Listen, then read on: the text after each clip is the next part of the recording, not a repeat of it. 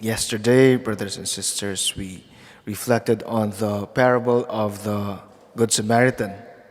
Today, we have the example of Martha and Mary.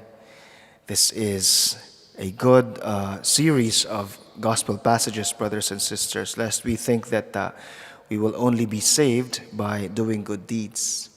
Because, of course, a good disciple always pays attention to the Master. And that is what the Lord shows us in our gospel today.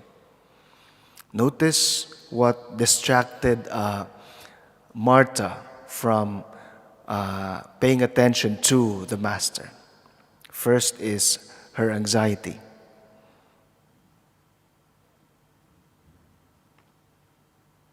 And that is the Lord's observation of him. Second is her resentment. Lord, do you not care that my sister is leaving me to do the serving all by myself? So, and I hear this very often, brothers and sisters, whenever somebody approaches me, that they're distracted in prayer by their concerns and by memories of the past or recollections of recent events. These are distractions to prayer, brothers and sisters.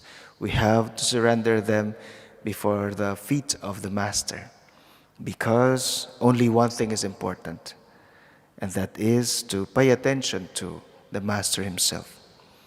Of course, as human beings, conditioned by what happens around us, we will always think about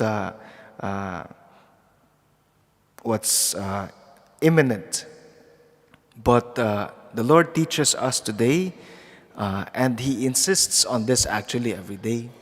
Just as for our Lord, to do the will of the Father is what characterizes the ministry of Jesus, the same is true for us, that we pay attention to the Lord Himself, the Master, because it is He who will teach us how to listen to the Father, and it is He who has power over our anxious concerns and our resentments. And so tonight, brothers and sisters, if you bring with you concerns from work or from home, surrender them to the Lord. If they will not help you to listen to the voice of the Master, then before you enter the church, leave them with the holy water font. And maybe you can come back and pick them up again when you leave the church to go home. But only one thing is important, brothers and sisters.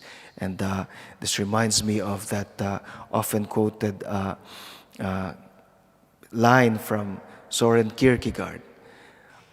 The saint is he who is concerned with only one thing. For us, it is learning from Jesus the Master.